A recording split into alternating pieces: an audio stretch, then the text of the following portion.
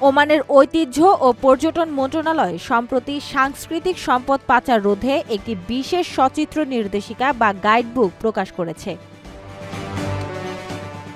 এই নির্দেশিকার মাধ্যমে কাস্টমস কর্মকর্তা ও সংশ্লিষ্টরা সহজেই ঝুঁকিপূর্ণ প্রত্নবস্তু শনাক্ত করতে পারবেন।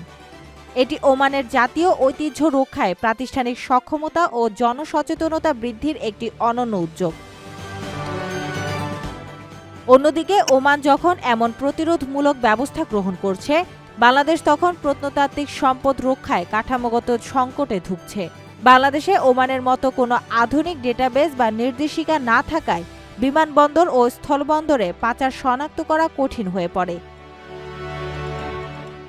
কাস্টমস, পুলিশ ও প্রত্নতত্ত্ব অধিদপ্তরের মধ্যে তথ্য আদান-প্রদান বা সমন্বয়হীনতা এবং আধুনিক স্ক্যানিং প্রযুক্তির অভাবে পাচারকারীরা সহজেই পার পেয়ে যাচ্ছে।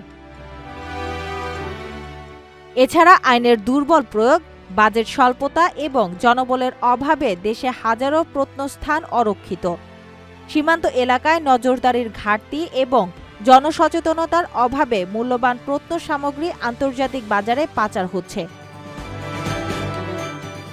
বিশেষজ্ঞদের মতে, বাংলাদেশের হাজার বছরের ঐতিহ্য রক্ষায় কেবল উদ্ধার অভিযান নয়, ওমানের আদলে আধুনিক প্রযুক্তির নির্ভর প্রতিরোধমূলক ব্যবস্থা গড়ে তোলা এখন সময়ের দাবি।